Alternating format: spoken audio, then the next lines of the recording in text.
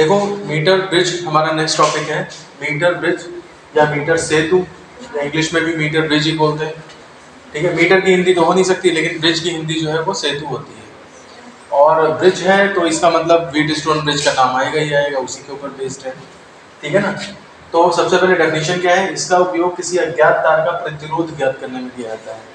Wheatstone bridge के use में भी हमने यही देखा था कि अननोन रेजिस्टेंस को निकालने में किया जाता है।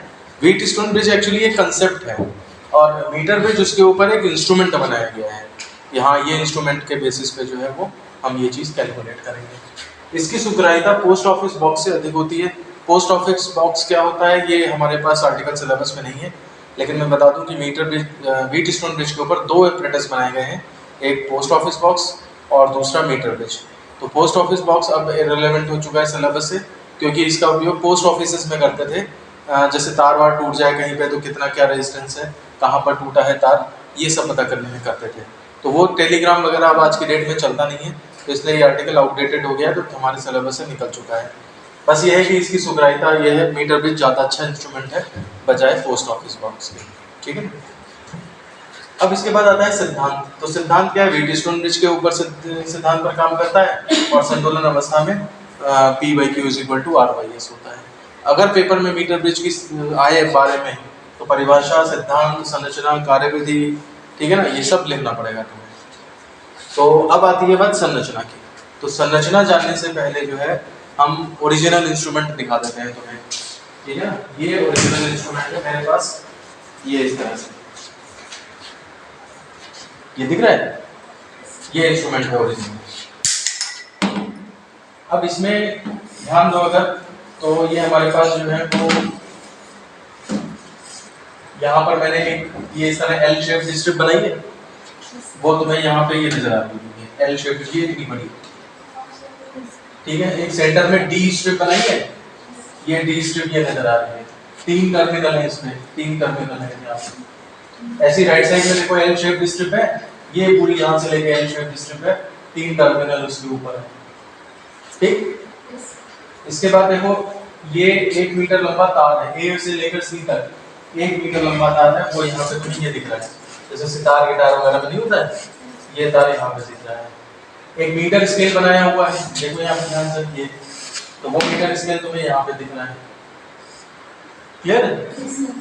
तो ये तुम्हारा जो है वो इंस्ट्रूमेंट है और ये ओरिजिनल इंस्ट्रूमेंट है, तो इससे तुम आराम से रिलेट कर सकते हो कि कौन सी चीज़ क्या है। अब ये जो नाम रखे हैं ए सी डी, इनको समझने से पहले हम जो है वो अपना व्हीटस्टोन ब्रिज बना लेते हैं। व्हीटस्टोन ब्रिज जो होता है वो लगभग याद करो, अगर A B C D P Q R S गैलोमीटर, ठीक, और इधर सेल और की वगैरह। ठीक, अब यहाँ पर देखो हमने बताया था ए बी सी, ये जो होती हैं अनुपातिक भुजाएं कहते हैं। तो यहाँ पर हमने ए बी सी दोनों मिक्स करके ये देखो ए से सी तक सीधे ले लिया है। समझ रहे हो बात को?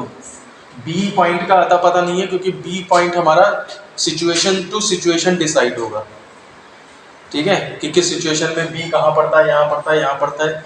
जैसे ही पॉइंट बी डिसाइड करोगे, जैसे ये डिसाइड करा पॉइंट बी, तो इतना हिस्सा मेरा ए बी बन जाएगा, ए बी बन जाएगा, यानी जो पी और बाकी बचा हुआ सब बी सी तुम्हारा कितना बन जाएगा, क्यू बन जाएगा।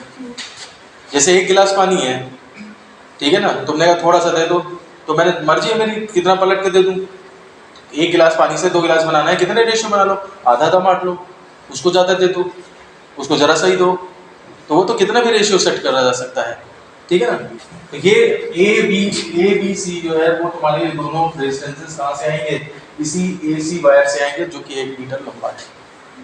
तो तुम्हारा ए बी और बी सी का काम ये करेगा डायरेक्ट पूरा ए से लेकर सी तक। तो अनुपातिक भुजाएं मतलब अनुपात सेट करने का काम करती हैं, इसलिए इन्हें अनुपातिक भुजाएं, रेशियो आर्म्स कहते हैं।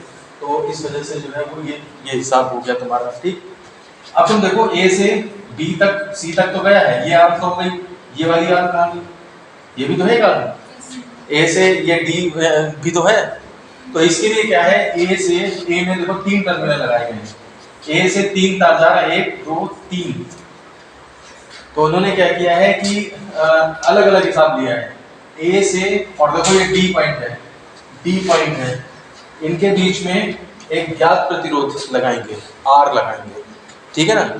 इसकी जगह, इसके लिए यहाँ पे क्या करते हैं, हम रेजिस्टेंस बॉक्स लगा देते हैं। रेजिस्टेंस बॉक्स जो है वो, उसमें कई सारी चीज होती है। तो देखो ये जो ज्ञात प्रतिरोध है उसकी जगह पे हम एक प्रतिरोध बॉक्स लगाते हैं, रेजिस्टेंस बॉक्स इसे कहते हैं, ठीक है ना। इसमें ये लिखा हुआ है कॉन्स्टेंटन कॉइल, मतलब अंदर इसके जो है वो ये इतना ऊंचा इसीलिए है क्योंकि इसके अंदर कॉइल लगी हुई है, ठीक है ना। इसमें जहाँ पर जैसे ये 2 ओम लिखा हुआ है तो इसका मतलब इस 2 ओम के नीचे 2 ओम की कॉइल लगी हुई है, ठीक है ना। एक तो सर्किट डायरेक्ट यहाँ पे बना हुआ है, यहाँ से सीधे ये यहाँ पे, और एक अंदर कॉइल से होके गया हुआ है। तो जैसे मान लिया मुझे 2 ओम लगाना है सर्किट में, तो मैं क्या करूँगा, 2 ओम की निकाल लूँगा यहाँ से। तो अब क्या होगा, करंट जब दौड़ेगा इस टर्मिनल से, ये दोनों टर्मिनल है, तार यहाँ बनेंगे, एक आने वाला एक जाने वाला। तो जैसे ही यहाँ से करंट बहेगी तो ये बाकी तो शॉर्टिंग हो रखी है, ऊपर तुमने डायरेक्ट टच कर रखा है, तो सारी करंट यही ऊपर से ही बहती रहेगी और यहाँ पे रास्ता तोड़ दिया तुमने, तो यहाँ पे वो जबरदस्ती अंदर 2 ओम से होके जाएगी और फिर ऊपर लौट के आएगी, तब यहाँ से निकल के गिर जाएगी। तो यानी कि जिस की को निकाल लोगे वो रेजिस्टेंस सर्किट में आ जाएगा। अब मुझे 4 ओम लगाना है तो 2 निकाल रखा है, 2 और लगा दिया, निकाल दिया, 4 ओम लग गया, सीरीज में लग गया ये दोनों ओम प्रतिरोध। करंट यहीं से नीचे घूम जाएगी और कॉइलों से चलते हुए तब ऊपर आएगी। समझ रहे हो बात को। अब इसमें 5 ओम किया तो ये निकाल दिया, 6 ओम किया तो फिर 5 ओम की डायरेक्ट की है वो निकाल दी, ये लगा दिया, तो 5 और 1 6 ओम हो गए। तो इस तरह से कोई भी प्रतिरोध हम इसके थ्रू इसमें लगा सकते हैं और वो हमें पता रहेगा। मैंने निकाली है ना 2 ओम की, तो मुझे पता है कि 2 ओम लगाया है, तो इसलिए इसे हम क्या कहते हैं, ज्ञात प्रतिरोध कहते हैं या फिर ज्ञात भुजा कहते हैं। जिस भुजा में लगा है वो ज्ञात भुजा हो गई। तो यहाँ पर जो है वो देखो तुमने ए और डी के बीच में आर था, तो ये देखो ए और डी के बीच में आर हो गया जाकर, ठीक। डी बी और सी के बीच में नहीं, डी और सी के बीच में अज्ञात प्रतिरोध है, तो डी तो ये है और सी ये है, यानी कि यहाँ पर तुम्हें अज्ञात प्रतिरोध एस लगाया जाएगा। जो वायर का टुकड़ा तुम्हें प्रैक्टिकल करने के लिए मिलेगा कि भाई लो हमने दिया, इसका प्रतिरोध तुम्हें बताना है, तो वो तुम टुकड़ा वहाँ फिट कर दोगे। देख लो ये डायग्राम अगर याद है तो वो भी बनता चला जाएगा। यही नहीं याद है, डायरेक्ट उसे याद करने की कोशिश करोगे, कभी नहीं याद कर पाओगे, हमेशा वो अजीब सा लगता रहेगा। इसके बाद ए में और सी में बैटरी और की भी है, तो ए का एक सिरा ये देखो बचा हुआ, ये ले आए इधर, और सी का एक सिरा बचा हुआ, ये ले आए इधर। इसमें एक बैटरी लगा दी और एक की लगा दी, ठीक है।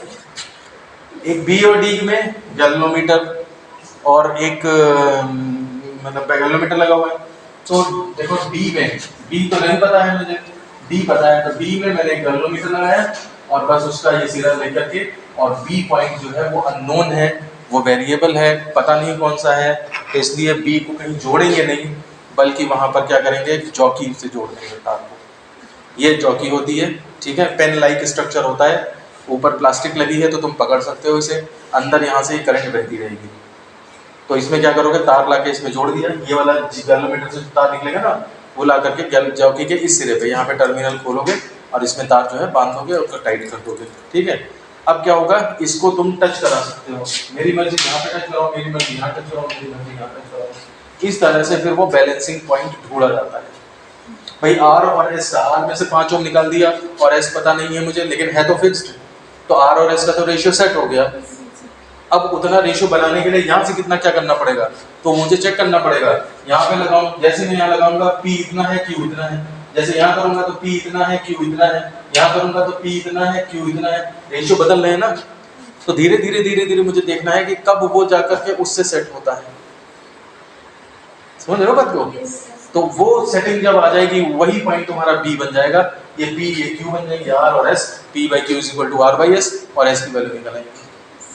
समझ रहे हो क्या सिद्धांत है। तो कंस्ट्रक्शन में यही चीज, अब कंस्ट्रक्शन पढ़ाएंगे, अब समझ में आएगा कंस्ट्रक्शन। इसमें क्या है, एसी जो है, ये एसी जो है 1 मीटर लंबा मैग्नेट या कांस्टेंटन, ये असल में एलॉय होती हैं, मिश्र धातुएं होती हैं, ठीक है ना, मिक्सचर होते हैं। तो कांस्टेंटन और मैग्नेट ये रेजिस्टेंस बनाने के काम में आते हैं, इनका रेजिस्टेंस ज्यादा होता है, रो ज्यादा होता है, रेजिस्टिविटी ज्यादा होती है।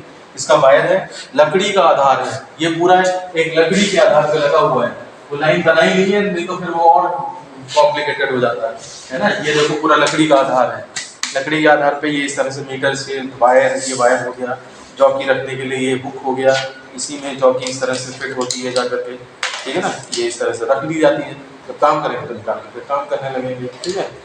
फिर उसके बाद इसमें मीटर पैमाना, मीटर स्केल लगा है कि कितनी दूरी पे बैलेंसिंग पॉइंट आएगा। ए व सी, ए ये है और सी वो है। ये क्या है? एल शेप्ड पत्तियां हैं तांबे की, तांबे की एल शेप्ड पत्तियां हैं। डी क्या है? ये भी एक तांबे की पत्ती है। दोनों पत्तियों पे तीन तीन टर्मिनल ये बने हुए हैं, ठीक है ना। इस डायग्राम के बेसिस पे ही वो बनेगा, और जब वो समझ में आ जाएगा तो ये सारी चीजें समझ में आ जाएगी। बाकी आगे देख लेते हैं। डी को धारामापी गैल्वेनोमीटर से इससे जोड़ के, और उसका दूसरा सिरा एक सर्पी कुंजी, स्लाइडिंग जॉकी से जोड़ देते हैं। सर्पी कुंजी मतलब जो सरक सकती है, जॉकी इसीलिए काम है। जॉकी का मतलब ही होता है मूवेबल, मूव करना।